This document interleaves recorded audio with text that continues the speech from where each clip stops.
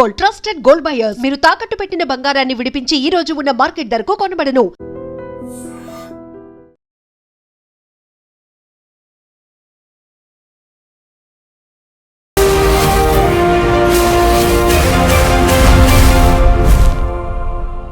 నమస్తే, welcome to I dream social spotlight with Kavitha. భారతదేశ ప్రధానమంత్రి నరేంద్ర మోదీ 5 దేశాల పర్యటనకు ఎందుకు వెళ్లారు? ఇప్పుడు గతంలోనే mother of all trade deals అనేది యూరోపియన్ యూనియన్తో కుదుర్చుకున్న తర్వాత ఇప్పుడు పర్టికులర్గా యూరోప్లో ఉన్నటువంటి ఒక్కొక్క దేశంతోనే మళ్ళీ ఎందుకు ట్రేడ్స్ అనేవి, ఒప్పందాలు అనేవి జరుగుతున్నాయి? దానికోసం ప్రత్యేకంగా మోదీ వెళ్లాల్సినటువంటి అవసరం ఏముంది? అసలు మోదీ ప్లాన్, స్ట్రాటజీ ఏంటి? మనతో పాటుగా ఉన్నారు జియో పొలిటికల్ ఎక్స్పర్ట్ గిరిధర్ మామిడి గారు. హలో అండి, నమస్తే. నమస్తే అమ్మా. నమస్తే. Welcome to our studio. Thank you so much. నమస్తే. థ్యాంక్ యూ అండి. సో ఇప్పుడు వచ్చేటువంటి ఒక డౌట్, విదేశాల నుంచి ఉన్నటువంటి లగ్జరీ బ్రాండ్స్నేమో మనం కొనుగోలు చేయొద్దు, ఒక 1 year పాటు పోస్ట్పోన్ చేసుకోండి అన్నారు. విదేశాల పర్యటనకు వెళ్ళకండి, లేకుంటే డెస్టినేషన్ వెడ్డింగ్స్ అవేమన్నా ఉంటే 1 year పాటు పోస్ట్పోన్ చేసుకోండి. మన వోకల్ ఫర్ లోకల్ అనే కాన్సెప్ట్, మన వాటిని వికసిత భారత్ అనే దాన్ని, దీన్ని ప్రమోట్ చేయండి అన్నారు. ఇంతకుముందు మనం చూసాము ట్రేడ్ డీల్స్ ఇవన్నీ కుదుర్చుకున్నారు. అండ్ అక్కడ ఉన్నటువంటి కంట్రీస్ ఏమో మన దేశం మీద 140 crore పాపులేషన్ ఉంది కాబట్టి మన దాని మీద ఫోకస్ పెడతాయి అనుకుంటే, మనం ఏంటి విదేశాలకు వెళ్ళి మళ్ళీ వాళ్ళతో టైపులు పెట్టుకుంటున్నాం? దానికోసం పర్టికులర్గా ఈ సమయంలో, క్రైసిస్ సమయంలో మోదీ ఎందుకు వెళ్తున్నారు అక్కడికి? బోల్డ్ అని డౌట్స్ అనేవి వస్తున్నాయి. అంటే మొట్టమొదటి విషయం మనం అర్థం చేసుకోవాలి ఏంటంటే, ఆయన చెప్పింది ఆదేశం కాదు, విన్నపం. Okay, fundamental difference. చాలామంది ఆయన ఏదో ఆర్డర్ ఇష్యూ చేశాడని చెప్తున్నారు, తప్పది. రిక్వెస్ట్ చేశారు ఆయన, ఇది చేస్తే బాగుంటుంది అని సజెషన్ ఇచ్చారు ఆయన. చేస్తామో లేదో మనకు ఇట్స్ అవర్ కాల్, మనం ఏం చేస్తామో మన ఇష్టం అది. 2, విదేశీ పర్యటనకు వెళ్ళకండి అని ఎక్కడా చెప్పలేదు ఆయన. డెస్టినేషన్ వెడ్డింగ్స్ భారతదేశంలో చేసుకోండి అన్నారు ఆయన. 1 సంవత్సరం పాటు బయటకు వెళ్ళకుండా చేసుకోండి అని. ఎస్పెషలీ మనకు చూస్తే కనుక సంపన్నమైన కుటుంబాలు ఉన్నాయి, మనకి పెద్ద పెద్ద బిజినెస్ హౌసెస్ ఉన్నాయి. వాళ్ళు ఒక ఫ్యాషన్ అయిపోయింది అది. స్కాట్లాండ్లోనో, జర్మనీలోనో, ఇటలీలోనో ఇటువంటి ప్లేసెస్ని తీసుకువెళ్తారు. Even Dubai flight loads, 2-3 flight loads, chartered flights తీసుకెళ్తారు. పెద్ద పెద్ద మనకు హాలీవుడ్, తర్వాత మనకు వెస్టర్న్ సింగర్స్, పాప్ సింగర్స్ అందరూ పర్ఫార్మ్ చేస్తారు. కరెక్ట్. సో ఈ డెస్టినేషన్ వెడ్డింగ్స్ అన్నది బిలియన్స్ ఆఫ్ డాలర్స్ మనకు వేస్ట్ అవుతుంది. ఆయన ఏం చెప్తున్నారంటే అదేదో భారతదేశంలో చేయండి అన్నారు. చేయొద్దని చెప్పలేదు ఆయన. ఫర్ ఇన్స్టెన్స్ ముఖేష్ అంబానీ ఆయన కొడుకు వివాహం చేశాడు ఆయన, గుజరాత్లో జామ్నగర్లో చేశాడు ఆయన. ఎంత ఎకో సిస్టమ్ 500 crores ఏమో ఖర్చు అయిందని విన్నాం మనం. దానివల్ల మనకు ఎకో సిస్టమ్ ఎంత లాభపడింది మన దేశంలో.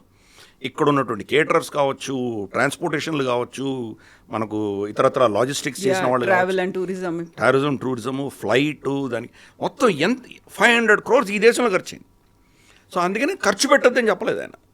ఫారెన్ డెస్టినేషన్ వెళ్ళకండి, మన దగ్గర చేయండి అని సజెషన్ ఇచ్చాను. సో ఇది సజెస్టివ్. ఫస్ట్ ఆ విషయం అర్థం చేసుకోవాలి. రెండవది, మనకు ఫారెక్స్ డ్రైన్ అవుతుంది. ఫారెక్స్ తీసుకువెళ్తే ఏమవుతుంది, అది వీళ్ళకేమో విదేశాల్లో పైసలు ఉండవు కదా. అంటే నల్ల డబ్బు గురించి పక్కన పెడదాం, వీళ్ళ ఎర్నింగ్స్ ఇక్కడ ఉన్నవే దాన్ని ఫారెక్స్లో కన్వర్ట్ చేసుకొని దాన్ని వాడుకుంటున్నారు. అది చేయకుండా మన దేశంలో వాడండి అన్నది ఆయన ఉద్దేశం.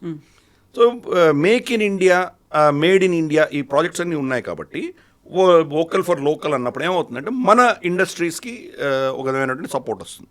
దాని మీద ఫోకస్ చేయండి అని చెప్తున్నారు. న్యాచురల్ కదా, అది ఏ ప్రధానమంత్రి చెప్పవలసింది అదే. ఆయన తీసుకెళ్ళి యాపిల్ ఐఫోన్ తీసుకొని వెళ్ళాడు అనుకోండి, ఏమవుతుంది అది? So it depends. భారతదేశంలో ప్రొడ్యూస్ అయిన ప్రోడక్ట్ వేయకుండా విదేశీ ప్రోడక్ట్స్ తీసుకొని ఆయన పెడితే కనుక ఆబ్వియస్లీ పీపుల్సే నువ్వేమో ఒకటి చెప్తున్నావు, నువ్వు చేసేది వేరే కదా అంటారు. అందుకని ఆబ్వియస్లీ మన మీద ఫోకస్ పెట్టడం అనేది ఆయన ఉద్దేశం అది. కానీ ఆయన చెప్పిన వాటిల్లో మనం చూస్తే కనుక యాక్చువల్గా ఇది సక్సెసివ్ గవర్నమెంట్స్, మన దేశంలో ఉన్న ప్రభుత్వాల వైఫల్యం కింద మనం ఫస్ట్ భావించాలి. ముఖ్యంగా రాష్ట్ర ప్రభుత్వాల ఫెయిల్యూర్ అది. ఒక విషయం చూద్దాం. ఇప్పుడు ఈ టూరిజం డెస్టినేషన్స్ అనుకుందాం. మన దేశంలో డెస్టినేషన్ వెడ్డింగ్ చేయాలంటే మన దగ్గర ఎన్ని ఆప్షన్స్ ఉన్నాయి. ఏదో ఉదయ్పూరు, మనకు జైపూర్ లాంటి పెద్ద పెద్ద ప్యాలెస్లు అయితే 10-20 ఉంటాయి మన దగ్గర. మిగతా రాష్ట్రాలు ఎందుకు డెవలప్ చేసుకోలేదు? తెలంగాణలో మనకు హెరిటేజ్ సైట్ ఏదైనా ఒకటైనా మనం చూపించగలమా? ఎందుకు డెవలప్ చేసుకోలేదు? ఆంధ్రప్రదేశ్ ఎందుకు చేయలేదు? Visakhapatnam one of the best coastal regions మనకున్నవి, దేశంలోనే మంచి కోస్టల్ రీజన్ అది. గోవా అంతా పొల్యూట్ అయిపోయింది, ఫారినర్స్ వచ్చారు, అంతా నాశనం అయిపోయింది అది. కేరళ ఆల్రెడీ అయిపోయింది. ఈస్ట్లో మనం ఎందుకు దాన్ని డెవలప్ చేసుకోలేకపోయాం మనం? Why could we not produce a dream destination? దాని ఫెయిల్యూర్ ఎవరిది? రాష్ట్ర ప్రభుత్వాలది. అలాగే తమిళనాడు చూద్దాం. తమిళనాడులో అన్ని బ్యూటిఫుల్ టెంపుల్స్ ఉన్నాయి, ఎంత హెరిటేజ్ సంబంధించింది తక్కువేం లేదు మన దగ్గర. దాన్ని ఎందుకు కూడా ఎన్కాష్ చేయలేకపోతున్నారు. సో రాష్ట్ర ప్రభుత్వాల ఫెయిలియర్. మనకు బెంగాల్ చూద్దాం. బెంగాల్లో హిమాలయాలు, సముద్రము రెండు ఉన్న ఏకైక రాష్ట్రం బెంగాల్. మరి అక్కడెందుకు వాళ్ళు చేయలేకపోయారు వాళ్ళు? ఎందుకంటే మనకు ఉన్నటువంటి రాజకీయాల ప్రాబ్లం. అన్నీ ఉచితాలు ఇచ్చుకుంటూ వెళ్ళి వాళ్ళ దగ్గర ఖజానాలో ఏం పైసలు లేవు వీళ్ళ దగ్గర. కాబట్టి అది మన ఫెయిలియర్. ఎవరైనా వచ్చి ఇక్కడ ఖర్చు పెట్టి పెళ్లి చేసుకోవాలంటే కూడా మన దగ్గర ఎకో సిస్టమ్ లేదు. ఇది ఫస్ట్. అలాగే మనం మిగతా అంశాలు తీసుకుందాం. మనకు ఆయిల్, మనకు వంట నూనె తగ్గించుకోండి అన్నారు. ఆఫ్ కోర్స్ అది తగ్గించుకోవాల్సిందే. మనకు వేపుళ్ళు ఇవన్నీ కూడా అంత హెల్త్ పరంగా మంచిదే. అది అందరు చెప్పేది అదే. న్యాచురల్ ఫుడ్కి షిఫ్ట్ అవ్వండి అని చెప్పడంలో ఆయన తప్పులేదు. కానీ దీనిలో ప్రాబ్లం ఎక్కడొచ్చిందంటే సక్సెసివ్ గవర్నమెంట్స్, కేంద్ర ప్రభుత్వం కావచ్చు, రాష్ట్ర ప్రభుత్వాలు కావచ్చు, ఎంఎస్పి పేరిట ఒక 5-6 పంటలకు మాత్రమే వాళ్ళు సపోర్ట్ చేయడం వల్ల ఈరోజు ఏమైంది? వరి వేయడం అనేది నార్మల్, న్యాచురల్ అయిపోయింది. ప్రభుత్వాలన్నీ దానికి నీళ్లు ఫ్రీగా ఇస్తాయి, విద్యుత్ సరఫరా ఫ్రీగా ఉంటుంది, దానికి కొనుగోళ్ళు కూడా వాళ్లే మార్కెట్ యార్డ్స్లో అవే కొంటారు. కాబట్టి రిస్క్ ఎవరు తీసుకోదలుచుకోలేదు. ఆల్రెడీ వెళ్ళిపోతుంది కాబట్టి అందరూ వరేస్తారు. మీరు ఒక మీకంటే పైన ఒక 5,000 ఎకరాలు అందరూ రైతులు వేసేశారు. మీరు కింద పప్పు ధాన్యాలో లేకపోతే మీరు మన ఆయిల్ సీడ్సో వేయదలుచుకున్నారనుకోండి, మీరు వేయగలరా? ఎందుకంటే నీళ్లు వెళ్ళిపోతుంటాయి, పారుతాయి, మీ పొలాల్లోకి వచ్చేస్తాయి, మీరు దాన్ని తట్టుకోలేరు. మీకు ఆప్షన్ లేదు. మీరు వేయాలన్నా కానీ మీకు ఆప్షన్ లేదు, అనివార్యంతో మీరు కూడా దానికే వెళ్ళిపోతారు. ఏం చేస్తున్నాం? మన ఎఫ్సిఐ గోడౌన్స్లో లక్షల టన్నులు మురిగిపోతున్నాయి. అక్కడ కుళ్ళిపోయిన తర్వాత అది మళ్ళీ లిక్కర్ కంపెనీలకు అమ్ముతున్నాం మనం. ఎంత మనం ఇచ్చే ఎంఎస్పి ప్రైస్ ఎంత, మార్కెట్ ధర ఎంత? ఈ నష్టం ఎవరు పూడ్చాలి దాన్ని? సో ఈ యొక్క పాలసీల వల్ల ఈ రాష్ట్ర ప్రభుత్వాలు ఓటు బ్యాంక్ కోసం వాళ్ళు చేస్తున్నటువంటి ఈ పాలసీల వల్ల ఈరోజు వాళ్ళు ప్రత్యామ్నాయాలు తీసుకురాలేకపోతున్నారు. దాని మీద ఇన్వెస్ట్ చేస్తుంటే మనకు ప్రపంచంలోనే highest per capita cultivable land మన దేశంలో ఉంది. అసలు పాకిస్తాను, బంగ్లాదేశ్ విడిపోకుండా ఉంటే హయ్యెస్ట్ ఈవెన్ ఎకరేజ్ కూడా మన దగ్గరే ఉంది. ఇప్పుడు బహుశా యుఎస్ఏ, బ్రాజిల్ ఆ స్థాయిలోకి వస్తున్నాయి. కానీ వాళ్ళ ఫార్మింగ్ అంతా కూడాను ఇట్స్ కమర్షియల్ ఫార్మింగ్. అది లక్షల ఎకరాలు వాళ్ళు ఒకటేసారి దున్నేస్తుంటారు, కెమికల్స్ వాడతారు. కాబట్టి దట్స్ నాట్ ట్రస్ట్ వర్ది. మనది సారవంతమైన భూమి, ఎన్నో వేల సంవత్సరాలుగా తయారు చేసినటువంటి భూమి. కానీ మన ప్రొడక్షన్ ఎందుకు ఇలా తయారైంది? మనకు గతంలో మనకు ఎన్టీ రామారావు గారు రూపాయి బియ్యం, కిలో బియ్యం ఇవ్వక ముందర బియ్యం తినేవాళ్ళ సంఖ్య చాలా తక్కువ ఉండేది మన రాష్ట్రంలో కూడా, తెలుగు రాష్ట్రాల్లో కూడా. అది వచ్చిన తర్వాత ₹1 వస్తుంది కదా, అందరు షిఫ్ట్ అయిపోయారు. మన లైఫ్ స్టైల్ షిఫ్ట్ అయ్యాం. ఈరోజు మనం ప్లేట్లో చూసామంటే కనుక ఎన్నో అంశాలన్నీ కూడా మనకు ఈ మిల్లెట్స్ అన్నవని పోయినాయి, మాయమైపోయాయి. అలాగే మనకు పప్పు, డిఫరెంట్ టైప్స్ ఆఫ్ పల్సెస్ మాయమైపోయినాయి. తర్వాత మనకు అలసందలు, పిల్లలకి ఎవరైనా పేరు విన్నారా? దాన్ని అలసందల పేరు ఎవరు వినరు అసలు. ఎన్నో మాయమైపోయినాయి. హెల్దీ ఫుడ్ అనేది ఒక ఓవరాల్ ఫుడ్ అనేది మన దగ్గర నుంచి పోయింది. అందుకనే మోదీ గారు చెప్పిన దాంట్లో దానికి విషయం ఏంటంటే ఫారెక్స్ డ్రైన్ అవుతుంది. ఆయన ఆ యాంగిల్లో చెప్పారు. మనం ఇప్పుడు మలేషియా, ఇండోనేషియా నుంచి మనం పామ్ ఆయిల్ ఇవన్నీ ఇంపోర్ట్ చేసుకుంటున్నాం. మన దేశంలో ఎందుకు చేసుకోలేకపోతున్నాం? అది అంటే it is a failure of the government. అలాగే ప్రతి అంశం కూడా ఆయన చెప్పినవన్నీ కూడా it's a collective failure of our political system. మన సిస్టమ్ ఫెయిల్ అయింది కాబట్టి ఈరోజు విదేశాల మీద ఆధారపడి ఉన్నాం. కాబట్టి ఈరోజు దాన్ని ఇప్పుడు ఉన్నటువంటి పరిస్థితిలో కొంత మనకి ఇబ్బందికరమైన పరిస్థితి ఉంది కాబట్టి తగ్గించుకుంటే బాగుంటుంది అని ఆయన సజెషన్ ఇచ్చారు. ఆయన ఏమి ఇంపోజ్ చేయలేదు ఎవరి మీద కూడా. లేదు నేను విదేశాలకే వెళ్తాను మా అమ్మాయి పెళ్లికి, నేను అక్కడే చేస్తాను అంటే ఆయన వద్దంటలేదని. చేస్తే బాగుంటుంది సూచన ఇచ్చారు.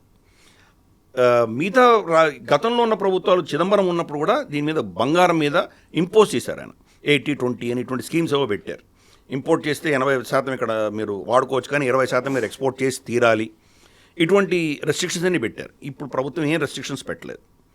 ఓకే, 15% దాన్ని ట్యాక్స్ పెంచారు తప్పితే, మినహాయిస్తే ఏం రెస్ట్రిక్షన్స్ లేవు. ఇప్పుడు ఓన్లీ సజెషన్ మాత్రమే ఇచ్చారు ఆయన, రైట్?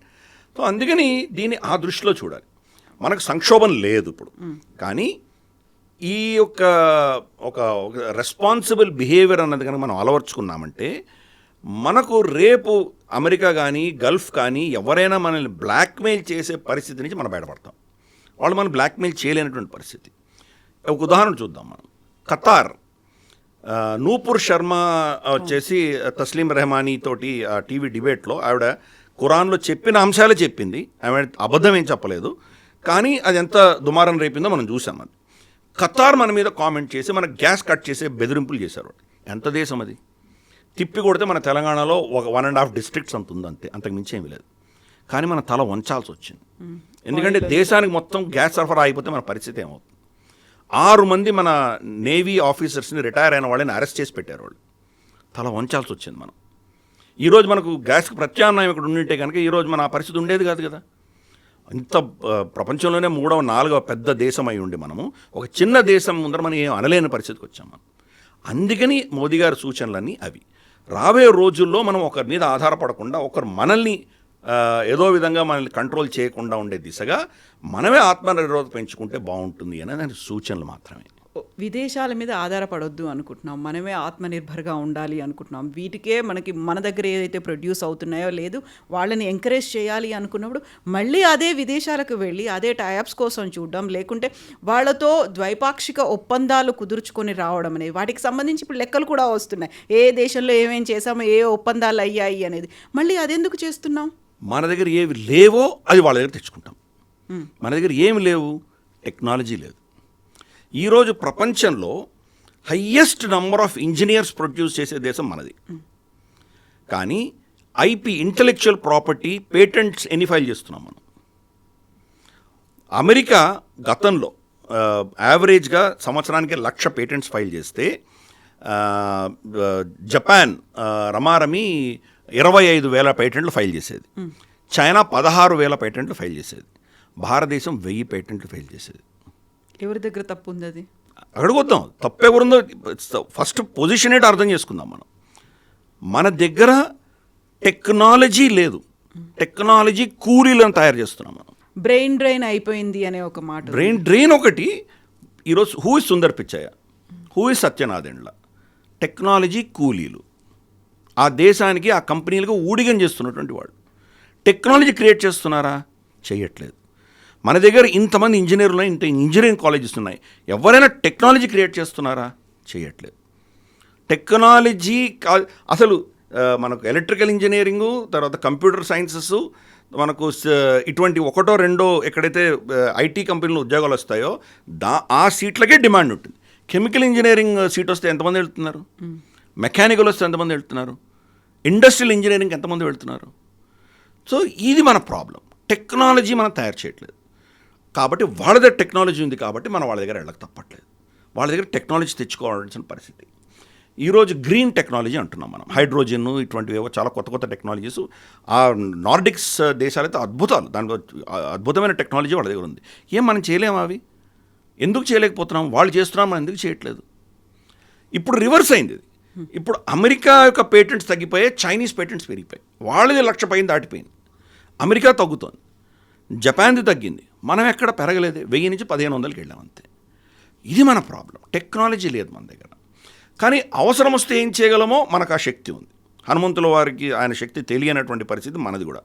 ఎవరో వచ్చి నువ్వు చాలా గొప్పవాడు రా అని చెప్తే మనం చాలా అద్భుతాలు చేయగలం.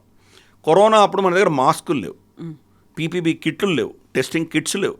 చైనా నుంచి ఇంపోర్ట్ చేసుకున్నాం. వాళ్ళు ఇష్టం వచ్చిన ధరలు వాళ్ళు మన మీద ఇంపోజ్ చేశారు. 3-4 నెలల్లో ప్రపంచానికి ఎక్స్పోర్ట్ చేసేంత కెపాసిటీ మనం బిల్డ్ చేసుకోగలిగాం. సో మన దగ్గర కెపాసిటీ మనం చెయ్యం. Easy way route.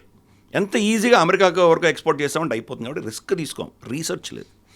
చైనాలో ఈరోజు 2.5% జీడిపి రీసెర్చ్ మీద వాళ్ళు ఖర్చు పెడుతున్నారు. వాళ్ళ జీడిపిలో వాళ్ళ జీడిపి ఎంత? రమారమి 15 నుంచి 18 ట్రిలియన్ డాలర్స్. అఫ్కోర్స్ వాళ్ళ ఫేక్ నంబర్స్ ఉంటాయి. $10 ట్రిలియన్ అనుకుందాం కాసేపు. అంటే దాంట్లో $2.5 ట్రిలియన్ వాళ్ళు రీసెర్చ్ మీద ఖర్చు పెడుతున్నారు. మన దేశంలో ఎంత ఖర్చు పెడుతున్నాము? మన జీడిపి దానికంటే చాలా తక్కువ, ఓన్లీ $4 ట్రిలియన్ మనది.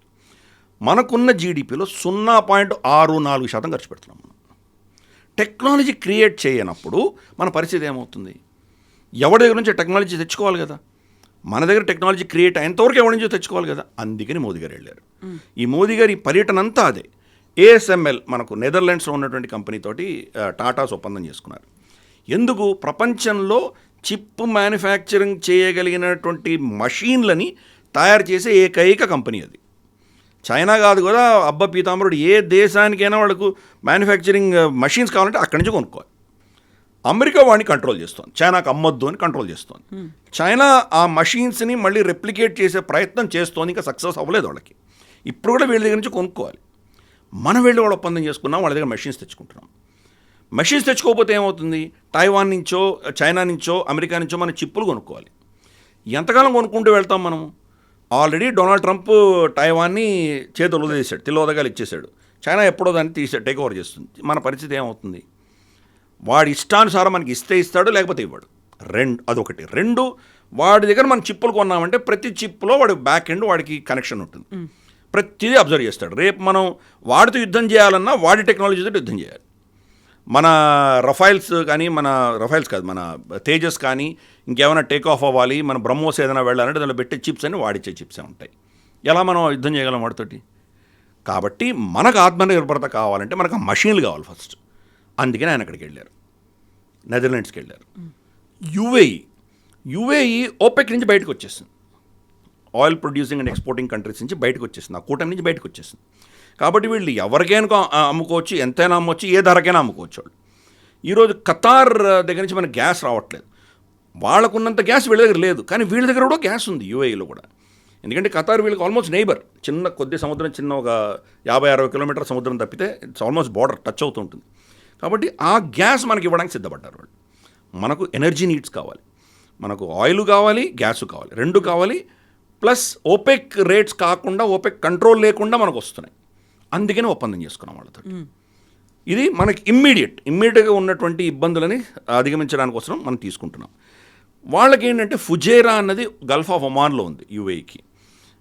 మిగతాదంతా కూడా వాళ్ళ అబుదాబి, దుబాయ్, షార్జా ఇవన్నీ కూడా పర్షియన్ గల్ఫ్లో ఉంటాయి. అది మళ్ళీ స్ట్రేట్ ఆఫ్ హార్మోస్ నుంచి రావాలి, దానికి ఇబ్బందులు ఉన్నాయి. ఫుజైరాలో ఇబ్బంది లేదు.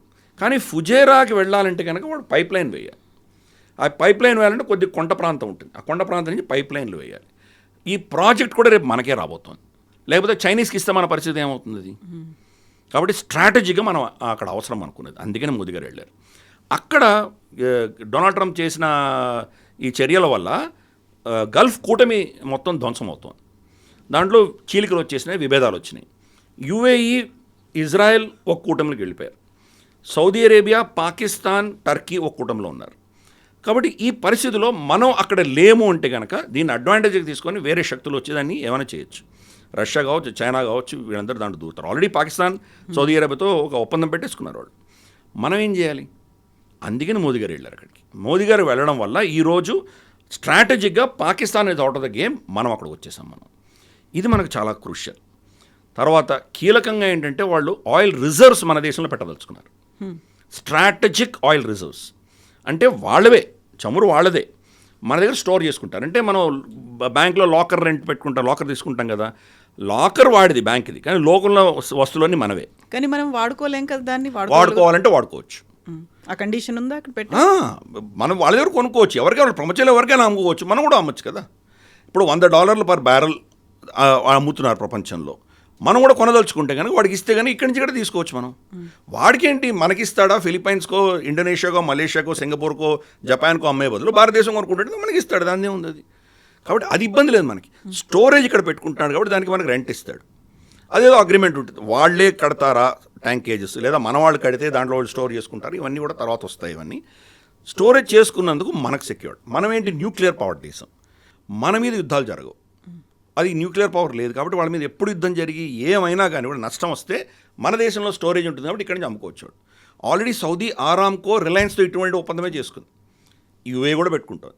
మన దేశం చాలా సెక్యూర్డ్ కాబట్టి పెట్టుకుంటున్నాం. మనకు అవసరం వచ్చినప్పుడు, మనకు పాకిస్తాన్తో యుద్ధం వచ్చినప్పుడు, చైనాతో యుద్ధం వచ్చినప్పుడు, లేదా ఇటువంటి సంక్షోభాలు వచ్చినప్పుడు, మహమ్మారి మనకు కరోనా లాంటివి వచ్చినప్పుడు అక్కడి నుంచి తెచ్చుకోవడం కష్టం ఉన్నప్పుడు ఇక్కడి నుంచి తీసేసుకుంటాం మనం. వాడికి ఏంటి అమ్మాల్సిందే, ఎవడికో కూడా అమ్మాల్సిందే కదా, మనకు అమ్ముతాడు.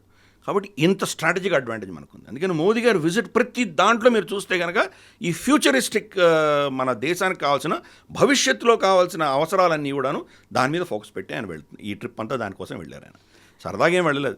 ఆయన ఫ్లైట్లో పడుకుంటారు. ఆయన దిగంగానే మీటింగ్స్ ఉంటాయి ఆయనకి.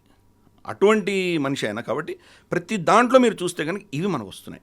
నార్డిక్ దేశాలు స్వీడన్, తర్వాత మనకు నార్వే, ఇక్కడి నుంచి ఫిన్లాండ్, అక్కడి నుంచి మనకి ఏమొస్తున్నాయి, నేను ఇందాక చెప్పాను కదా, క్లీన్ ఎనర్జీ, దీనికి సంబంధించి వస్తుంది. రెండవది అక్కడ ఆర్క్టిక్ ఓషన్లో మంచు కరుగుతోంది, క్రమేపీ కరుగుతోంది. గ్లోబల్ వార్మింగ్ అంటామో దానికి. గ్లోబల్ వార్మింగ్ని ఫస్ట్ యాక్సెప్ట్ చేయను నేను.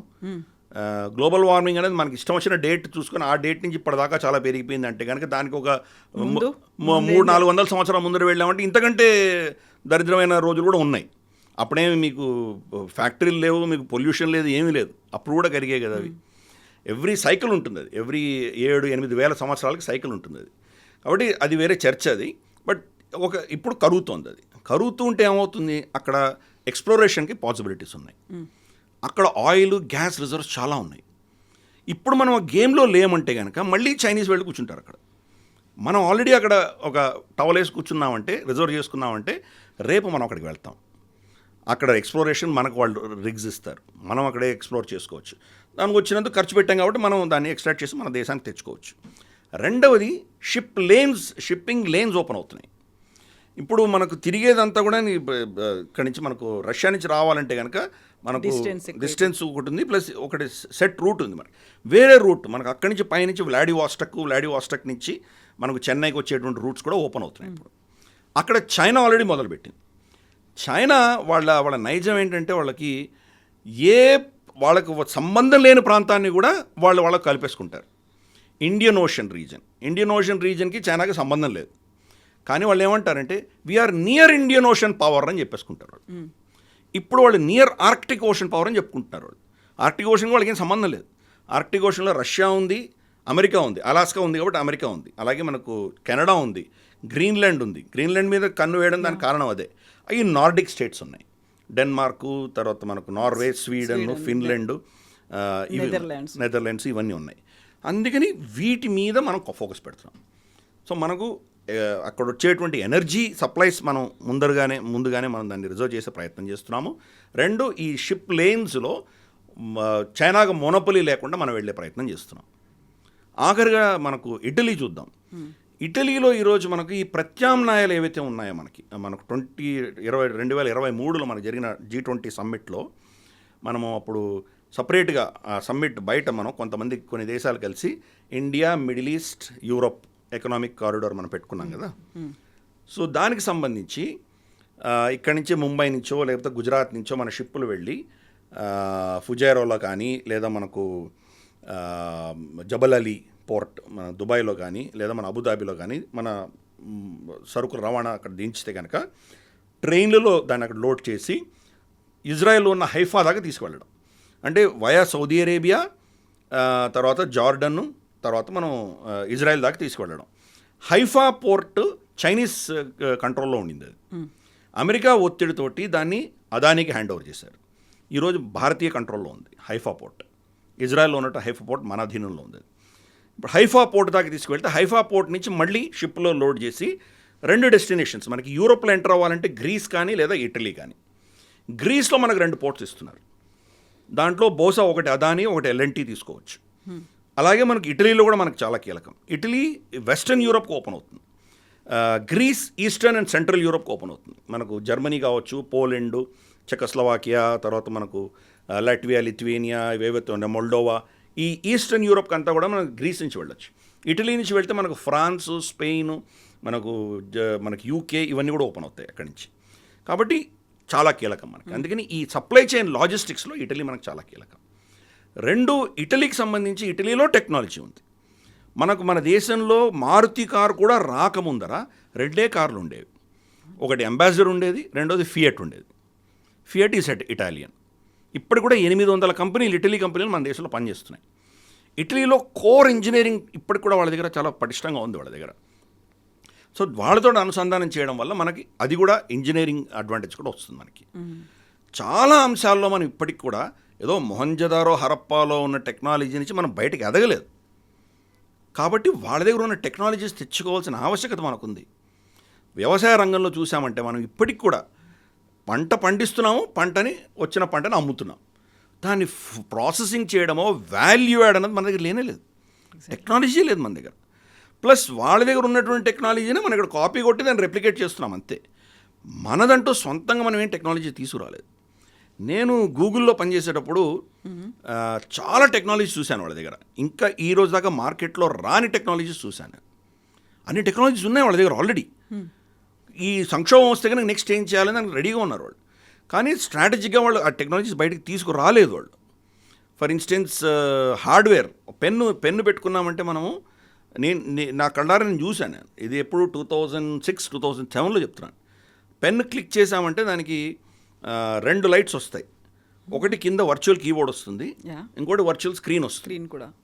సో దీని మీద వర్చువల్ స్క్రీన్ టైప్ చేసి మనం క్లౌడ్ని యాక్సెస్ చేసి, గూగుల్ క్లౌడ్ యాక్సెస్ చేసి ఏం చేయాలో చేయొచ్చు. పవర్ పాయింటా, ఈమెయిలా, మీరు ఏం చేస్తారో చేసుకోండి. చేసి ఆపేసి దాన్ని జోబులు పెట్టుకొని వెళ్ళిపోవచ్చు మీరు. Just pen. మళ్ళీ ల్యాప్టాప్లు ఇవన్నీ క్యారీ చేయాల్సిన అవసరం లేకుండా. కరెక్ట్. ఇప్పుడు అది కనుక టెక్నాలజీ బయటకు వస్తే ఈ అమెరికన్ హార్డ్వేర్ ఇండస్ట్రీ అంతా ఏమవుతుంది? డెల్, తర్వాత ఇవన్నీ కూడా పెద్ద పెద్ద మనకి ఇంటెల్, ఇవన్నీ ఏమవుతాయి? అన్నీ నాశనం అయిపోతాయి కదా. కొన్ని లక్షల ఉద్యోగాలు పోతాయి. అందుకని వాళ్ళు బయటకు తీసుకురాలేదు. మనకు కార్బొరేటర్, మనకు ఇది కూలెంట్ ఉంటుంది మనకు ఆటోమొబైల్స్లో. మనకు నీళ్ళు వచ్చి దానికి ఇంజిన్ కూల్ చేయడానికి రేడియేటర్ ఉంటుంది కదా. రేడియేటర్ టెక్నాలజీ ఒక సింగిల్ పైప్ ఉంది, మొత్తం వ్యాక్యూమ్ ఉంటుంది. ఇక్కడ హాట్ ఒక లోపల ఒక చిన్న వాటర్ బబుల్ ఉంటుంది, ఒక నీటి చుక్క ఉంటుంది, నీటి బొట్టు ఉంటుంది. హీట్ అయినప్పుడు ఆ హీట్ అంతా అబ్జర్వ్ చేసుకొని వ్యాక్యూమ్ కాబట్టి చివరిదాకా వచ్చి మళ్ళీ కండెన్స్ అవుతుంది. ఒక రాడ్ చాలు. ఈ మొత్తం ఎకోసిస్టమ్ మనకు ఉన్నటువంటి రేడియేటర్ ఇండస్ట్రీ మొత్తం దెబ్బతింటుంది. కాబట్టి అటువంటి టెక్నాలజీస్ ఉన్నాయి వాళ్ళ దగ్గర, చాలా టెక్నాలజీస్ ఉన్నాయి. మన దగ్గర ఇన్నోవేషన్ లేదు, ఇందాక నేను చెప్పాను నేను. కాబట్టి వాళ్ళ దగ్గర తెచ్చుకోవాల్సిన ఆవశ్యకత మనకుంది. ఇండస్ట్రియల్ ఇంజనీరింగ్ కావచ్చు, అడ్వాన్స్డ్ ఎనర్జీ మేనేజ్మెంట్ కావచ్చు, పొల్యూషన్ తగ్గిస్తూ మ్యానుఫ్యాక్చరింగ్ చేయగలిగిన కెపాసిటీస్ కావచ్చు, అడ్వాన్స్ టెక్నాలజీస్ వాళ్ళ దగ్గర ఉన్నాయి. వాళ్ళ దగ్గర కెపాసిటీ లేదు, వాళ్ళ దగ్గర ప్రొడక్షన్ కెపాసిటీ లేదు, వాళ్ళ దగ్గర జనాభా లేరు వాళ్ళ దగ్గర. మన దగ్గర జనాభా ఉంది. కాబట్టి కో ప్రొడక్షన్ చేయడము, కో డెవలప్మెంట్ చేయడం, ఈ 2 అంశాల్లో ఆయన వెళ్ళినటువంటి ఈ విజిట్ అంతా కూడా ఆ దృష్టిలో చూడాలి. ఫ్యూచరిస్టిక్గా చూస్తున్నాం మనం. ఈ ఇన్వెస్ట్మెంట్స్ అన్నీ, ఈ ఒప్పందాల వల్ల మన దేశంలో వాళ్ళు వచ్చే టెక్నాలజీ, వాళ్ళ పెట్టుబడులు, వాళ్ళ కో డెవలప్మెంట్ ఏదైతే జరుగుతుందో, రాబోయే 10-20 సంవత్సరాల తర్వాత మనకు రాబోయేటువంటి ఛాలెంజెస్ని దానికి ముందస్తుగానే మనం పునాదులు వేస్తున్నాం. దానికోసం ఈ ట్రిప్ను ఆ దృష్టిలో చూడాలి మనం. 2-3 నెలల కింద mother of all trade deals అనేది యూరోపియన్ యూనియన్తో మనమే కుదుర్చుకున్నాం. అది ప్రపంచమంతా దాన్ని ఆసక్తిగా చూసింది. ఏదో జరగబోతోంది. అన్ని యూరోపియన్ యూనియన్స్ కలిసి భారతదేశంతో ఒప్పందం కుదుర్చుకున్న అన్ని కంట్రీస్ ఉన్నప్పుడు, ఆల్మోస్ట్ 27 కంట్రీస్ అందులో ఉన్న తర్వాత, ఇప్పుడు మళ్ళీ ఇండివిజువల్గా వెళ్ళి వాళ్ళతో 1-to-1 కుదుర్చుకోవాల్సినటువంటి అవసరాలు ఏమున్నాయి? అప్పుడు trade is different, technology is different. Trade వచ్చేసరికి వాడేదో తయారు చేస్తున్నాడు, మనం ఏదో తయారు చేస్తున్నాము, అమ్మకాలు వాళ్ళ దగ్గర కొనుక్కుంటాం, మనం అమ్ముతాము, దానికి కావాల్సిన రేట్లు ఇవన్నీ ఫిక్స్ చేసాం. టెక్నాలజీ ట్రాన్స్ఫర్కి వచ్చేసరికి అది వాళ్ళ సార్వభౌమత్వం. అది యూరోపియన్ యూనియన్ డిక్టేట్ చేయలేదు. అది ఒకప్పటి రఫాయిల్ ఉంది ఫర్ ఇన్స్టెన్స్, ఆ రఫాయిల్ని యూరోపియన్ యూనియన్ డిసైడ్ చేయలేదు. రఫాయిల్లో టెక్నాలజీ మనకి ఇవ్వాలా లేదా అనేది ఫ్రాన్స్ డిసైడ్ చేస్తుంది. అలాగే ఈ గ్రీన్ టెక్నాలజీ స్వీడన్ దగ్గర ఉంది. టెక్నాలజీస్ అని ఆ దేశాలు నిర్ణయిస్తాయి, యూరోపియన్ యూనియన్ నిర్ణయించదు. వాణిజ్యానికి సంబంధించి, వ్యాపారానికి సంబంధించి, రేట్లకు సంబంధించి అగ్రిమెంట్లు వీళ్ళు చేస్తారు. దాని వెనకాల ఉన్నటువంటి ఇవన్నీ కూడా ఇండివిజువల్గా మనం చేసుకోవాల్సింది వాళ్ళతోటి. ఇప్పుడు రఫాయిల్ మనం 114 రఫాయిల్ ఎయిర్క్రాఫ్ట్స్ కొందామని చెప్పి ఆర్డర్ ఇవ్వడానికి సిద్ధంగా ఉన్నాం. డిలే అవుతుంది. ఎందుకు డిలే అవుతుంది? జనవరిలో మనకు ఫ్రెంచ్ ప్రెసిడెంట్ ఇమాన్యుయల్ మ్యాక్రాన్ మనకు ఢిల్లీకి వచ్చారు. ఆయన అప్పుడు సంతకం అవుతుంది అనుకున్నాం, అవ్వలేదు. ఈరోజు మేలో ఉన్నాం, ఇంతదాకా సంతకం అవ్వలేదు. ఎందుకు అవ్వలేదు? టెక్నాలజీ ట్రాన్స్ఫర్ దగ్గర ఆగిపోయింది. అది వాళ్ళు టెక్నాలజీ ఇవ్వడానికి సిద్ధంగా లేరు. వాళ్ళ ఆర్గ్యుమెంట్ ఏంటంటే, మీరు దీంట్లో రష్యన్ టెక్నాలజీతో అనుసంధానం చేస్తారు, దీంట్లో బ్రహ్మోస్ పెడతారు, మీరు ఏంటంటో పెడతారు, దీంట్లో రష్యా నుంచి తెచ్చుకున్న టెక్నాలజీ పెడతారు. రష్యాతో మీరు అనుసంధానం చేశారంటే మా టెక్నాలజీ రష్యాకి తెలిసిపోతుంది, కాబట్టి మేము ఇవ్వమంటున్నాడు. మీకేమైనా దీంట్లో లింకేజ్ చేయాలి, దానికి ఏమైనా ఇంటిగ్రేట్ చేయాలంటే మాకు చెప్పండి, మేము చేసి పెడతాం, మీరు చేసుకోవడానికి వీల్లేదు అంటున్నారు. మనమేమంటున్నామంటే, సరే ఫుల్ టెక్నాలజీ మీరు ఇవ్వలేరు నాకు తెలుసు, కానీ బేసిక్ మినిమం మా అస్త్రాలు మేము పెట్టుకునే దానికి మాత్రం ఈ ఒక పర్టికులర్ లేయర్ ఇంతవరకు మాకు ఇవ్వండి అని మనం అడుగుతున్నాం. అది వాళ్ళు ఇవ్వడానికి సిద్ధంగా లేరు. అందుకని ఆ చర్చలు జరుగుతున్నాయి. లేకపోతే ఈ పాటికి ఎప్పుడో మనం ఒప్పందం అయిపోయింది. 114 ఎయిర్క్రాఫ్ట్స్ అడిషనల్గా, దాంట్లో ఫస్ట్ బ్యాచ్ అక్కడే తయారై వచ్చేలాగు, మిగతా అంతా భారతదేశంలో తయారయ్యేలాగు ఒప్పందాలు అయిపోయినాయి. అంటే మోస్ట్లీ కమర్షియల్ అయిపోయింది, టెక్నికల్ అయిపోయింది. ఇగో ఇక్కడ ఆఖరి అంశంలో ఆగిపోయింది అది. అలాగే మనకు జర్మనీతో టిస్సన్ కుర్పే అని చెప్పి వాళ్ళ కంపెనీ ఉంది. దాన్ని మనం మన సబ్మరీన్స్ కోసం వాళ్ళ దగ్గర నుంచి టెక్నాలజీ తీసుకుంటున్నాం మనం. అది జర్మనీతో మాట్లాడుకోవాలి, EU మాట్లాడదు. అది మదర్ ఆఫ్ ఆల్ ట్రేడ్స్ అని వాళ్ళు అన్నారు. అర్సలా వండర్లేన్ అనేది మనం అనలేదు. వాళ్ళకి కీలకం, ఎందుకంటే వాళ్ళు అప్పుడు అమెరికాతో యుద్ధం చేస్తున్నారు. కాబట్టి అమెరికాకు ప్రత్యామ్నాయం చూపించాలి. నువ్వు ఒకడవే కాదు, మాకు ఆల్టర్నేట్స్ ఉన్నాయని అమెరికాతో చూపించుకోవడం కాదు ఆ పదాలు వాడుకున్నారు. అలాగే చైనాకు వాళ్ళు ఒక మెసేజ్ ఇస్తున్నారు, మేము మీకు బానిసలం కాదు, నువ్వు లేని మా గతి లేదు అని అనుకోకు, మేము ప్రత్యామ్నాయాలు చూస్తున్నామని మెసేజ్ ఇచ్చారు. చైనాతో ఒప్పందం చేసుకున్నారు, మనతో కూడా చేసుకున్నారు. సో వాళ్ళ పొజిషన్ కోసం వాళ్ళు పెట్టుకున్న పేరు అది. మనకు మదర్ ఆఫ్ ఆల్ ట్రేడ్స్ ఏం కాదు అది. ఇన్ని మనకు ట్రేడ్ అగ్రిమెంట్స్ ఉన్నాయి. మనకు UAEతో ఉంది, ఆస్ట్రేలియాతో ఉంది, మనకు న్యూజిలాండ్తో ఉంది, చాలా దేశాలతో ఉంది. అదొక అగ్రిమెంట్ ఉంది. ఎస్, యూరోపియన్ యూనియన్ 27 దేశాలు ఉన్నాయి కాబట్టి చాలా పెద్ద కూటమి కాబట్టి అఫ్ కోర్స్ వాల్యూమ్ వైజ్ చాలా పెద్దగా ఉంటుంది.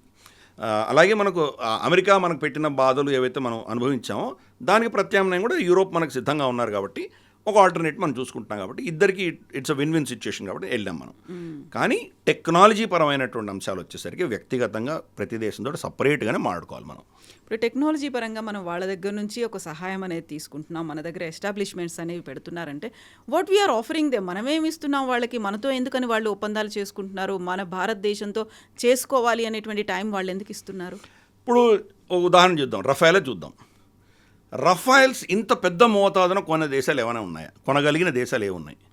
అమెరికా కొనదు, వాళ్ళకే ఉన్నాయి కాబట్టి కొనరు. రష్యాకి అమ్మలేరు వాళ్ళు, చైనాకి అమ్మలేరు, ఇంకెవరికి అమ్ముతారు వాళ్ళు?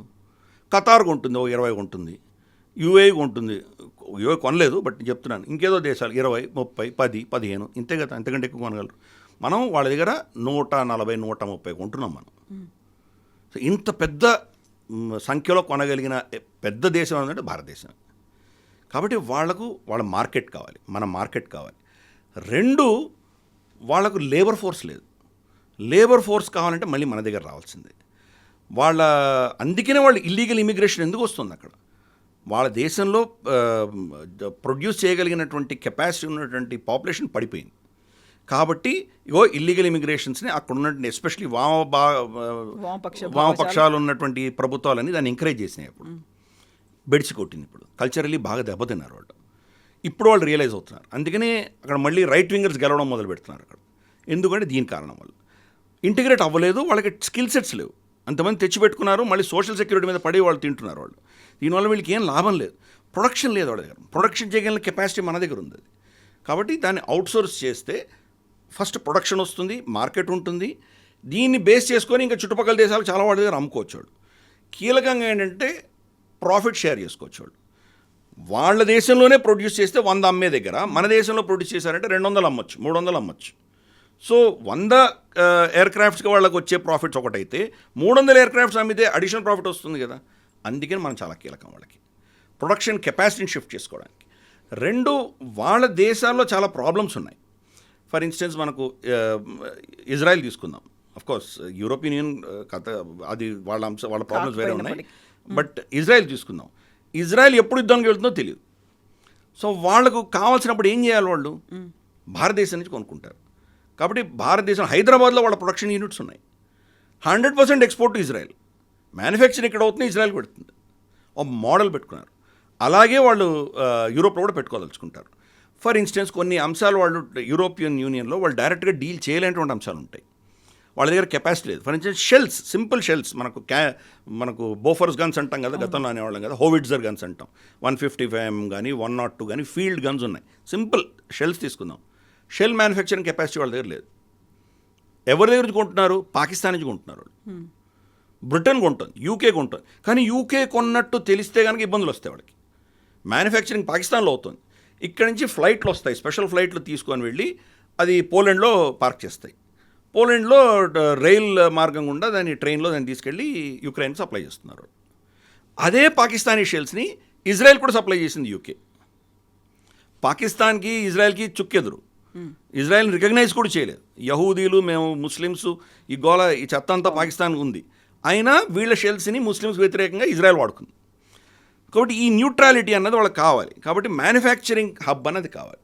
ఆ మ్యానుఫ్యాక్చరింగ్ ఎక్కడో జరిగితే దాన్ని వాడుకుంటారు వాళ్ళు. సో వాళ్ళకు కూడా అవసరాలు ఉన్నాయి, వాళ్ళ అడ్వాంటేజెస్ వాళ్ళకి కావాల్సినప్పుడు కూడా మన దగ్గర ప్రొడక్షన్ అవుతుంది. అది సార్ ఆఫ్ కోర్స్ మన దగ్గర కంట్రోల్స్ ఉంటాయి, మనం ఎవరికంటే వాళ్ళకి ఇవ్వం. ఫర్ ఇన్స్టెన్స్ బ్రహ్మోస్ ఉంది, బ్రహ్మోస్ని మనం పాకిస్తాన్కి ఇచ్చేస్తామా, చైనాకి ఇస్తామా? ఇవ్వం కదా. అది రష్యాతోటి మనకు ఒక అగ్రిమెంట్ ఉంది కాబట్టి రష్యా అప్రూవ్ చేస్తేనే మనం ఇస్తాం, లేకపోతే అమ్మం మనం. అలాగే వాళ్ళు ఇక్కడ ప్రొడ్యూస్ చేసినా కానీ కూడా మనకు మన దగ్గర వీటో పవర్ ఉంటుంది మన దగ్గర, ఎవరికి అమ్మొచ్చు ఎవరికి అమ్మకూడదు అని. ఫర్ ఇన్స్టెన్స్ మన దగ్గర ప్రొడ్యూస్ అయిందే పాకిస్తాన్కి ఇచ్చి మన మీద యుద్ధం చేయడానికి మనం ఒప్పుకోం కదా. కాబట్టి అది మన వీటో పవర్ ఎలాగో ఉంటుంది. బట్ ఇన్ని అడ్వాంటేజెస్ ఉన్నాయి. మన కెపాసిటీ ఇవ్వచ్చు వాళ్ళకు ప్లస్ మన దగ్గర కో డెవలప్మెంట్ చేయగలిగిన కెపాసిటీ మన దగ్గర కూడా ఉంది. నెక్స్ట్ లెవెల్కి తీసుకెళ్ళిన కెపాసిటీ మనకు ఉంది. ఫర్ ఎగ్జాంపుల్ సఫ్రాన్, ఫ్రాన్స్లో ఉన్నటువంటి సఫ్రాన్ ఇంజన్, మనకు జీఈ నుంచి ప్రాబ్లమ్స్ వచ్చినాయి. తేజస్లో మనం పెట్టే జీఈ ఇంజన్ 404 IN 20 IN అని చెప్పేసి స్పెషల్ ఇంజన్ని మనం ఆర్డర్ ఇచ్చాం వాళ్ళకి. వాళ్ళు ఏం చేశారంటే దాన్ని సప్లై చేయని మానేసుకున్నారు, వాళ్ళు ఆపేసుకున్నారు. కానీ అగ్రిమెంట్ చేశారు, కరోనా వచ్చిందని చెప్పి డిలే చేశారు. తర్వాత మనల్ని ఏదో విధంగా ఒత్తిడి తీసుకురావాలని చెప్పి వాళ్ళు సప్లై స్లో డౌన్ చేశారు. ఇప్పటిదాకా 5 or 6 వచ్చినాయి మనకి. మన దగ్గరేమో రమారమి 180 ఆర్డర్స్ ఆల్రెడీ మనం ఇవ్వడానికి సిద్ధంగా ఉన్నాం. ఆల్రెడీ 100 పైచీలకు ఆల్రెడీ ఇచ్చేసాం మనం. 120, 130 ఆర్డర్స్ ఉన్నాయి మన దగ్గర ఆల్రెడీ. ఇంకొక 40-50 రెడీగా ఉన్నాయి. ఇంజన్సే లేవు, ఏం చేస్తాం? HAL 30 తేజస్లు తయారు చేసింది. వాళ్ళ దగ్గర ఉన్నటువంటి టెస్టింగ్ ఇంజన్ పెట్టి టెస్ట్ కూడా చేశారు, కానీ ఇప్పుడు ఇంజన్ లేదు వాళ్ళ దగ్గర. 30 ఎయిర్క్రాఫ్ట్స్ రెడీగా ఉన్నాయి వాళ్ళ దగ్గర. ఈ సంవత్సరం మొత్తం తిప్పి కొడితే 15 నుంచి 20 వస్తాయట. అంటే ఒక 1 year వీళ్ళు ఏం ప్రొడక్షన్ చేయకుండా కూర్చున్నా కానీ అన్ని ఎయిర్ ఫ్రేమ్స్ ఉన్నాయి వాళ్ళ దగ్గర. కాబట్టి మనం ఏం చేసామంటే ఇలా కాదు, డొనాల్డ్ ట్రంప్ లాంటి వాడు ఎవడో వస్తాడు మనకి ఏదో గొడవ చేస్తాడని చెప్పి ఇరుక్కున్నాం. నేనేం చేస్తామని ఏం చేయలేం, ప్రత్యామ్నాయం చూసుకున్నాం. ఫ్రాన్స్కి వెళ్ళాం. ఫ్రాన్స్కి మోదీ గారు లాస్ట్ టైం ఫ్రాన్స్ పర్యటనలో సఫ్రాన్తో మాట్లాడిన తర్వాత సఫ్రాన్ మన దేశంకి వచ్చింది. ఎప్పుడు కూడా అసలు ఇది కొంచెం టెక్నికల్ ఇష్యూ. ఇది మనం ఏదైనా కొత్త ఎయిర్క్రాఫ్ట్ని మనం డిజైన్ చేయాలంటే ఫస్ట్ ఇంజన్ డిసైడ్ అవుతుంది. ఇంజన్ డిసైడ్ అయిన తర్వాత engine capacity, engine size, engine thrust, దాని వెక్టర్స్ ఇవన్నీ చూసి దాని ఆధారంగా ఫ్రేమ్ తయారవుతుంది. ఎందుకంటే ఏరోడైనమిక్స్ ఉంటుంది, అది చాలా ఉంటుంది దాంట్లో. డ్యూయల్ ఇంజన్ ఉండాలా, సింగిల్ ఇంజన్ ఉండాలా, ముందా వెనక ఎక్కడ అది ఓకే, అదొకటి. రెండవది, ఒక ఇంజన్ డిసైడ్ అయితే కానీ ఆ ఇంజన్ మోయగలిగిన బరువు, దాని కెపాసిటీ ఎంత ఉంటుంది, దాని థ్రస్ట్ ఎలా ఉంటుంది, పైకి ఆకాశంలో ఎగురుతున్నప్పుడు ఫ్లిప్ కొడితే కనుక ఈ వెయిట్కి దాని బాడీకి సరిపోతుందా లేదా, ఏరోడైనమిక్స్ అన్నీ కూడా ఇంజన్ ఆధారంగా బాడీని తయారు చేస్తారు. మనం 404G ఇంజన్ ఆధారంగా తేజస్ బాడీ తయారు చేసుకున్నాం మనం. ఇప్పుడు మనం దాంతో ఇబ్బంది వచ్చింది. ఏం చేసాం, మన సఫ్రాన్ని పిలిచి ఏం చెప్పామంటే రివర్స్ చెప్పాం వాళ్ళకి, మా దగ్గర ఫ్రేమ్ ఉంది, ఈ ఫ్రేమ్లో ఫిట్ అయ్యే ఇంజన్ మాకు ఇవ్వని అడుగుతున్నాం. సో ఇంజన్ ఇప్పుడు ఫ్రేమ్ ఆధారంగా వాళ్ళు తయారు చేయాలి. ఇది ఎప్పుడు జరగలేదు, ఎక్కడ ప్రపంచంలో ఎక్కడ జరగలేదు, ఫస్ట్ టైం మనం చేస్తున్నాం. వాళ్ళు ఒప్పుకున్నారు. వాళ్ళు HAL ఇప్పుడు సఫ్రాన్ కలిసి కో డెవలప్ చేయబోతున్నారు. 2030లో ఆ ఇంజన్ వస్తుంది.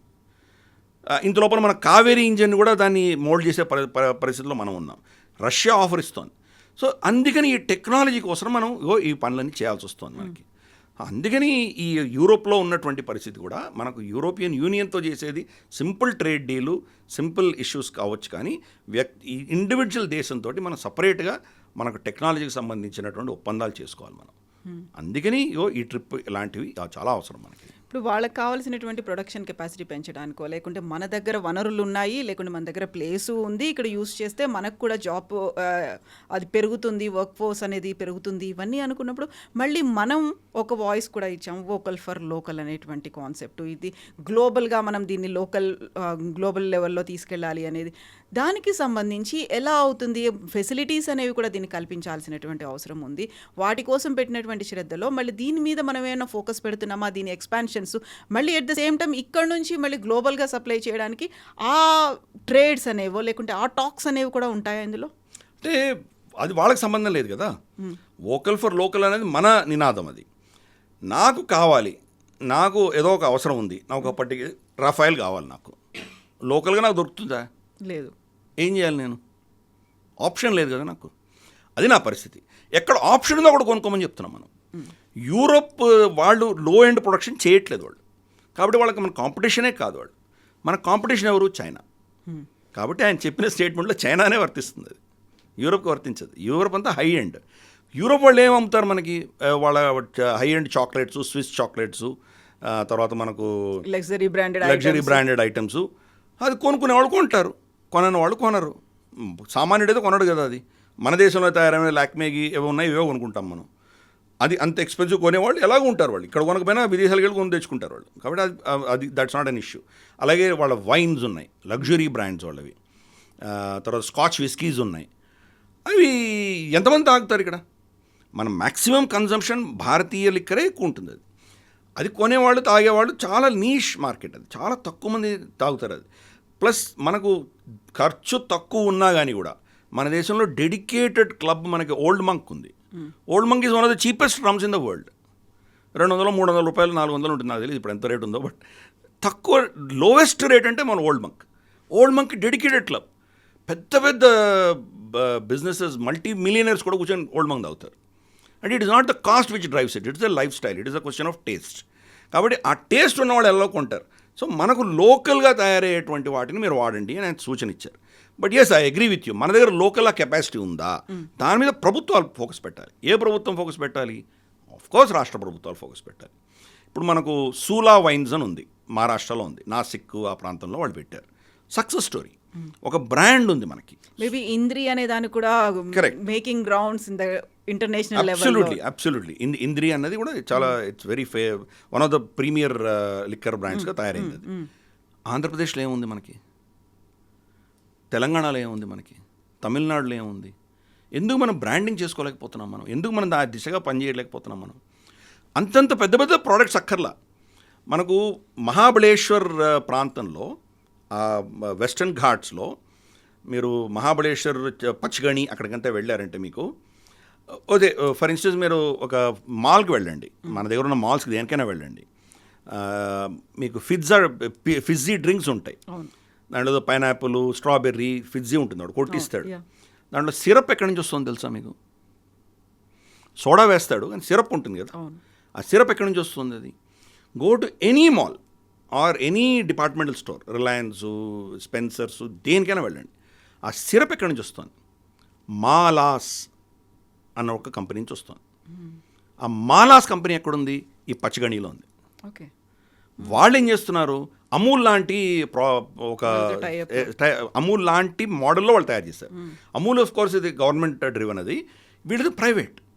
అక్కడ ఉన్నటువంటి రైతుల దగ్గర నుంచి వాళ్ళు పంట కొంటారు, ఫ్రూట్స్ కొంటారు, గోవా, పైనాపిల్, స్ట్రాబెర్రీ, బనానా అన్నీ కొంటారు. వాళ్ళు కొన్నదానికి మూల్యం చెల్లిస్తారు. కిలోకింతనో టన్నుకింతనో వాళ్ళకి ఇస్తారు. వాళ్ళకి చిన్న చిన్న ల్యాండ్ హోల్డింగ్స్ కదా, కొండల్లో ఎంత ఉంటుంది మీకు? 100 ఎకరాలు ఉండవు కదా, వాళ్ళ దగ్గర కొనుక్కుంటారు. కొని దాన్ని ప్రాసెసింగ్ చేస్తారు.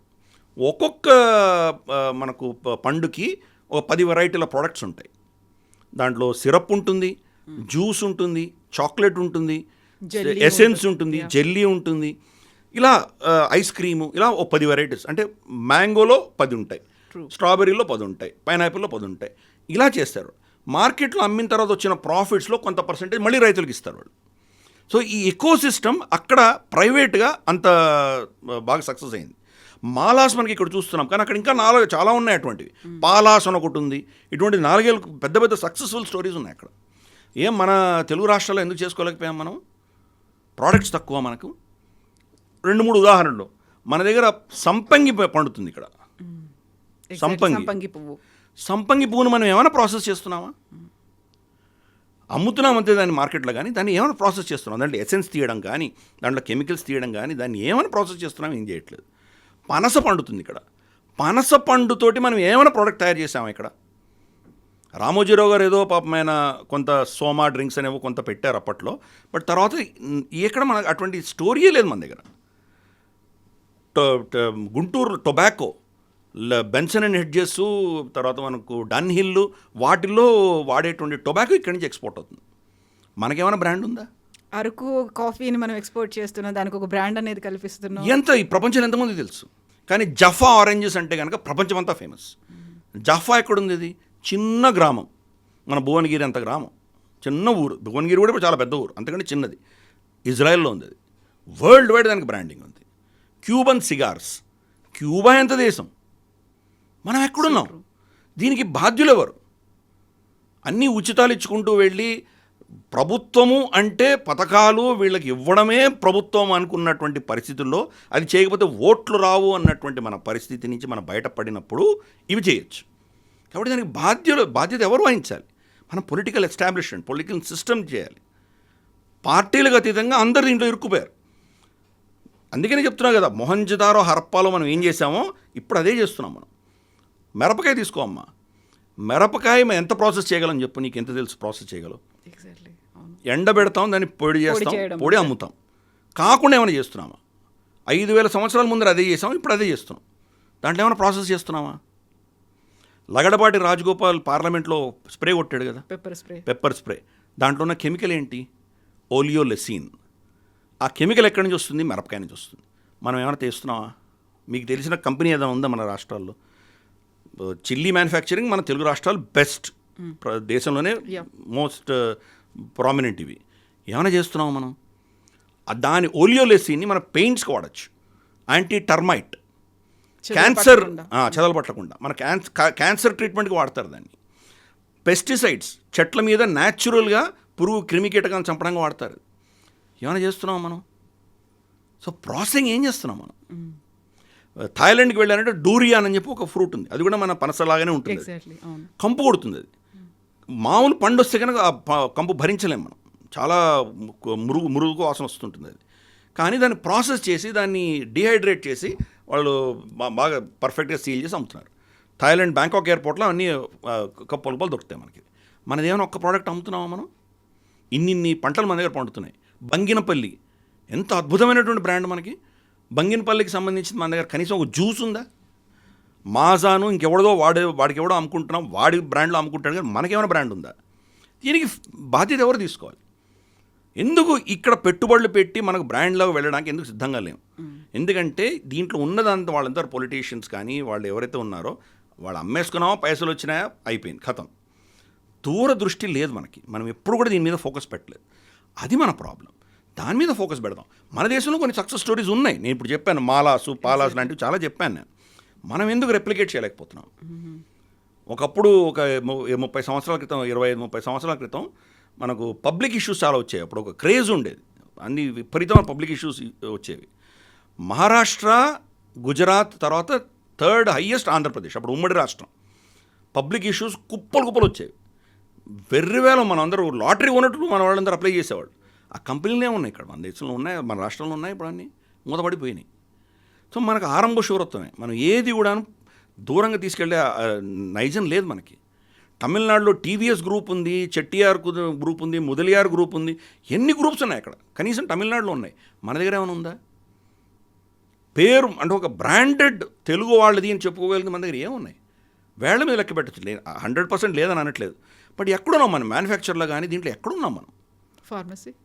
ఫార్మసీలో ఉన్నాయి మనం. సరే, అది ఫార్ములేషన్స్ ఎక్కడి నుంచి వస్తున్నాయో మనం చేస్తున్నాం. అది ఇది అగైన్ మన లోకల్ది ఏముంది? అది నేను చెప్పేది మన లోకల్, మనకంటూ ఉన్నది ఏముంది? అది మన టొబాకో కానీ, మన చిల్లీ కానీ, మన బియ్యం కానీ, మిర్చి కానీ. వరంగల్ మిర్చి రంగు అద్భుతం, కానీ కారం తక్కువ ఉంటుంది. కాబట్టి అది మనకు దేంట్లోనే అప్లికేషన్ చాలా బాగుంటుంది. దానికి ఏమైనా బ్రాండింగ్ చేసామో? మనం చేయలేదే. నెల్లూరు రైస్, వరంగల్ రైస్ అద్భుతం. వీటికి అన్నిటిని ఇంత బ్రాండింగ్ ఉన్నట్టుగా ఏం చేస్తున్నాం మనం? చిట్టి ముత్యాలు మన దగ్గర లేని, ఏం తక్కువ మన దగ్గర, కానీ దాన్ని ఏమైనా చేసాం? మనం ఏం చేయలేదే. సో అది మన ప్రాబ్లం. మన ప్రాబ్లం అంటే ఏంటంటే మనం ఆ టైం వార్పులో ఇరుక్కుపోయాం, హాయిగా సుస్తుగా ఉన్నాం మనం. మనకు ప్రభుత్వం ఏదో ఉచిత పథకాలు ఇస్తుంది కాబట్టి హాయిగా ఉన్నాం. నేను అమలాపురంలో గతంలో రీసెంట్గా కొన్ని నెలల క్రితం పర్యటన చేసినప్పుడు రైతులతో కలిశాను అక్కడ. నేనే మోదీ గారిని అనుకుని వాళ్ళ బాధలు నా మీద వెళ్ళవచ్చి ఏడ్చేస్తున్నారు వాళ్ళు. అసలు మేము రైతులుగా ఎందుకు ఉన్నామో, ఎప్పుడో సూసైడ్ చేసుకుంటూ పోయిండేది, మా పూర్వీకులందరూ కూడా వ్యవసాయం చేస్తారు కాబట్టి మేము చేస్తున్నాం, లేకపోతే మా పరిస్థితి ఎలా ఉంది అని మొత్తుకుంటున్నారు వాళ్ళు. కేంద్ర ప్రభుత్వం కానీ, కేంద్ర ప్రభుత్వం ఆఫ్కోర్స్ వాళ్ళ కంట్రోల్ లేదు, రాష్ట్ర ప్రభుత్వాలు. మళ్ళీ వాళ్ళు కొంతమంది టీడీపీ సపోర్ట్ చేసేవాళ్ళు ఉంటారు, కొందరు వైసీపీ సపోర్ట్ చేసేవాళ్ళు ఉంటారు. 2 వర్గాలు చీలిపోయి ఉన్నారు. ఇద్దరు సఫర్ అవుతున్నారు. అది ముంపు ప్రాంతం. అది ముంపు ప్రాంతానికి సంబంధించిన ఏం పనులు జరగట్లేదు. పైపెచ్చి ఒక నోడల్ ఆఫీసర్ ఉంటాడు ఈ మన్రేగా ఈ ప్రోగ్రామ్స్ అన్నిటికీ. సరిగ్గా వరి నాట్లు వచ్చేటప్పటికో, లేదా వీళ్ళు అక్కడ దాన్ని ట్రాన్స్ప్లాంట్ చేసేటప్పుడో, కోతకు వచ్చేటప్పుడో వాడు ఒక స్కీమ్ అనౌన్స్ చేస్తాడు. ఏదో అక్కడ పోయి తవ్వాలి అంటాడు. మొత్తం లేబర్ అక్కడ వెళ్ళిపోతారు, అది తవ్వి అక్కడ పోస్తారు. మళ్ళీ నెక్స్ట్ సీజన్ వచ్చేసరికి దాన్ని పూడ్చి అంటాడు. వాళ్ళకి పైసలు వెళ్తాయి. లేబర్ ఉండరు వీళ్ళు. Labour intensive programme. మీరు ఆ ప్రాంతం వెళ్ళి చూసారంటే ఇప్పుడు అన్ని రొయ్యల కోసం వాళ్ళు అన్నీ కూడాను ఇచ్చేసుకున్నారు. భూములన్నీ తవ్వేశారు, మట్టి తీసేశారు. ఇప్పుడు ఆ మట్టి పనికిరాదు, దాంట్లో కెమికల్స్ వేసేసారు. చుట్టుపక్కల భూములు కూడా బీడుపడినాయి. ఆ రొయ్యల ఫార్మ్స్ అన్నీ కూడా వేస్ట్ అయిపోయినాయి. అవన్నీ కూడా మూతపడినాయి. 95% మూతపడినాయి. ఏదో కొన్ని 5% సక్సెస్ ఉన్నాయి. మీరు అన్నీ కూడా మూతపడినాయి. ఏమైంది? మొత్తం అంత సారవంతమైన భూమి నాశనం అయిపోయింది మనకి. So we have a structural problem. మన పొలిటికల్ సిస్టంలోనే ప్రాబ్లం ఉంది. సింగపూర్ని, అమరావతిని సింగపూర్ చేయడానికి సింగపూర్ అక్కర్లేదు మనకి. సింగపూర్ వాడు మొత్తం దేశం తిప్పి కొడితే కుక్కట్పల్లి అంత కూడా లేదు వాడికి. కాబట్టి మనం సింగపూర్ని ఇక్కడ రెప్లికేట్ చేయలేక్కర్లా. గ్లాస్ విండోస్ పెట్టినంత మాత్రం సింగపూర్ అయిపోదు. మన దీని మీద ఫోకస్ చేయాలి. ఈరోజు ఐటీ అంటున్నాం. మన ఐటీ కంపెనీస్లో, హైదరాబాద్లో ఉన్న ఐటీ కంపెనీస్లో మేజర్ సీనియర్ మేనేజ్మెంట్ అంతా బెంగాల్, బీహార్ నుంచి వచ్చిన వాళ్ళు. తెలుగు వాళ్ళు ఎంతమంది ఉన్నారు? We have a structural problem. మనం చేసేదంతా కూడాను ఓ స్కీములు పెట్టి మన ఏదో అట్రాక్టివ్గా అంతే ఆ సీను ఆ సిటీ ఈ సిటీ అని పెట్టి రియల్ ఎస్టేట్ చేసుకుంటున్నాం మనం. మా ప్రతి పార్టీ, అన్ని పార్టీలు దీంట్లో ఇన్వాల్వ్. ఈ ఒక పార్టీని చెప్పట్లేదు, అన్ని పార్టీలు దీంట్లో ఇవే చేస్తున్నాయి. వాళ్ళ రియల్ ఎస్టేట్ వ్యాపారం చేసుకుంటున్నాయి. నిజంగా లాంగ్ టర్మ్లో ఏమైనా చేస్తున్నామంటే చేయట్లేదు. ఇది మనకు ప్రాబ్లం. ఎందుకు రీసెర్చ్ జరగట్లేదు? ఎందుకు కొత్త కొత్త ప్రోడక్ట్స్ తీసుకురావట్లేదు? ఎందుకు మన దగ్గర ఉన్నవే మనం రెప్లికేట్ చేయలేకపోతున్నాం? ఈరోజు ఆయుర్వేద అంటే కనుక కేరళ ఫేమస్ అయిపోయింది. కేరళలో పుట్టింది ఆయుర్వేదం. ఆయుర్వేదం ఎక్కడ పుట్టిందో అక్కడ వాళ్ళకి పుట్టినట్టు కూడా తెలియదు వాళ్ళకి. వాళ్ళు దాన్ని అడాప్ట్ చేసుకున్నారు, దాన్ని ఒక ఇండస్ట్రీగా చేసుకున్నారు. కాటేజ్ ఇండస్ట్రీ అయిపోయింది అది. మనం ఎందుకు చేయలేము అటువంటి ఇండస్ట్రీస్ ఇక్కడ? ఇది మనం ప్రశ్నించుకోవాలి. రాష్ట్ర ప్రభుత్వాలు చేయవలసినవి చేయట్లేదు కాబట్టి ఈరోజు మనకి ఇటువంటి పరిస్థితుల్లో ఉన్నాము. ప్రభుత్వాలు పడేసేట 4 ఎంగులు మెతుకుల కోసమే మనం అందరూ వెయిట్ చేస్తున్నాం. అది కాకుండా మనం ఆత్మనిర్భరత పెంచుకోవాలంటే రాష్ట్ర ప్రభుత్వాల పాత్ర చాలా కీలకం. అది అక్కడ మన ఫెయిల్యూర్ ఉంది. మోదీ గారు ఈరోజు చెప్పారంటే ఇది ఇమ్మీడియట్ ఆపద్ధర్మం. ఇమ్మీడియట్గా మనం ఏదో ఫాలో చేయాల్సిన విషయాలు, అంతేగాని దీర్ఘకాలంగా మనం ఆలోచన చేసుకోవాలి. మొత్తం ప్రపంచమంతా బిల్ గేట్స్ పిల్లల దగ్గర నుంచి, అందరూ ఎలాన్ మస్క్ పిల్లల దగ్గర నుంచి విశాఖపట్నంలోనో మన రాష్ట్రంలోనో వచ్చి వాళ్ళ పెళ్ళిళ్ళు చేసుకోవాలి. ఇది డెస్టినేషన్ అవ్వాలి. ఆ దిశగా మనం చేయాలి కదా. కొండపల్లి ఫోర్ట్ ఉంది మనకి. మనకి లేనిదేంటి? మనకి కుప్పలు ఉన్నాయి మన దగ్గర. మనకు అదేంటి, మనకు ఇది మన రాజమండ్రి నుంచి ముందుకు వెళ్తే కనుక అక్కడ మొత్తం అంతా కూడా పెంచలకోన ఆఫ్ కోర్స్ ఇక్కడ నెల్లూరు దగ్గర ఉంది. సో ఆ ప్రాంతం అంతా, పాడేరు ప్రాంతము, ఆ ప్రాంతం అంతా బ్యూటిఫుల్ ఏరియాస్. డెవలప్ చేయండి. ఎవరు వద్దన్నారు మిమ్మల్ని? లాంగ్ వే టు గో, చాలా ఉంది. లాంగ్ వే టు గో కాదు, ఫస్ట్ ఆలోచన ఉండాలి. So true. ఫస్ట్ సంతకం చీఫ్ మినిస్టర్ కాగానే ఏ ఉచిత పథకం సంతకం పెడుతున్నాడు అన్నది మనం ఫోకస్ పెడుతున్నాం. మీరు ఎక్కడి నుంచి ఇస్తారు ఉచితాలు? ఎక్కడి నుంచి ఇస్తారు మీరు ఆస్తి పెంచకపోతే? అందుకని ఈ సోషలిస్ట్ మోడల్ అన్నదే పేదరికాన్ని పెంచే మోడల్. అది ధనికులను, ధనాన్ని పెంచే మోడల్స్ కావు. అది భారతీయ మోడల్స్ కానే కావు. అవి సోషలిజం కానీ క్యాపిటలిజం కానీ. క్యాపిటలిజం ఎక్స్ప్లాయిటేటివ్, సోషలిజం పేదరికాన్ని పంచేది. రెండూ భారతీయత కాదు. రెండింటికి అతీతంగా భారతీయ మోడల్స్ మనం డెవలప్ చేసుకోవాలి. థ్యాంక్ యూ సో మచ్ గిరి గారు. థ్యాంక్ యూ అండి. Thank you.